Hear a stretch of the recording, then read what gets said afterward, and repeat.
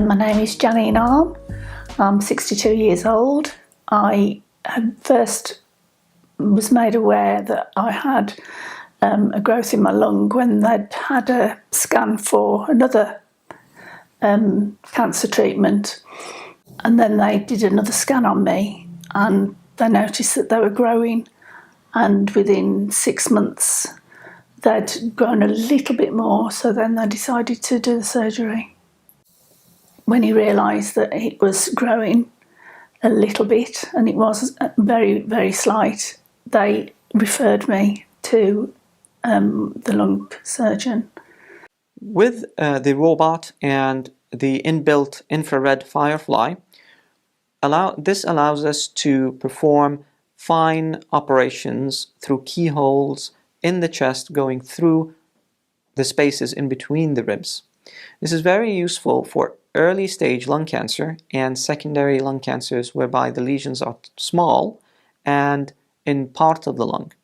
It allows us to identify the different segments of a lobe and delineate exactly where to remove the segment and deliver it for histology. Went to see them, they explained everything very clearly to us, and explained why they'd be doing the surgery, and yeah, everything was just all done for me. It was so easy, and everything along the way they were explaining to me and asking me what I needed. Yes, I felt comfortable and not scared at all. Obviously, they give me all the literature that they could, but they give me various phone numbers and I could ring up anybody to make inquiries. One of the specialist nurses, and I did message her a couple of times actually, and she came straight back to me, so that was very simple, and any fears that I had were answered, and I was reassured, and I went in with quite with no fear at all actually. Obviously you're a bit cautious of it when you first go in and you think you're going under anaesthetic, but I think it was going under anaesthetic rather than what they were going to do that was I was thinking about more so. We are increasingly seeing early lung cancers, and this will continue to increase with lung cancer screening, and the availability of Firefly is priceless, allowing us to preserve a lot of lung.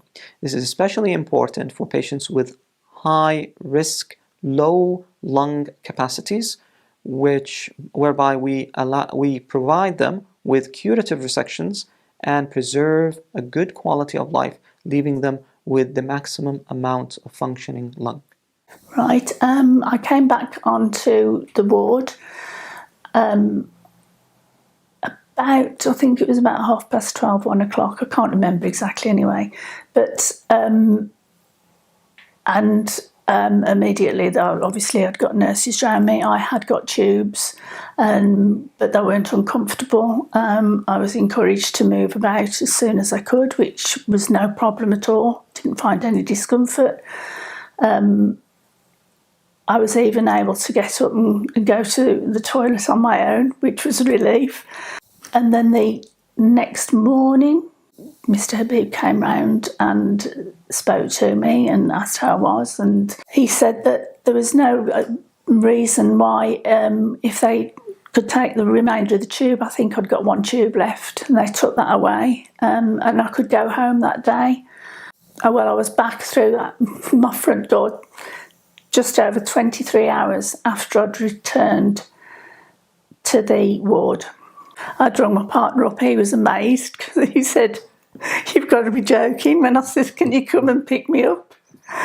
And I felt great, I really did. I was up and, got myself ready fine, and yeah, I was really, really pleased, and I was in no pain at all. They did send me home, obviously, with medication that if I needed it, and to be honest, I didn't really need much at all.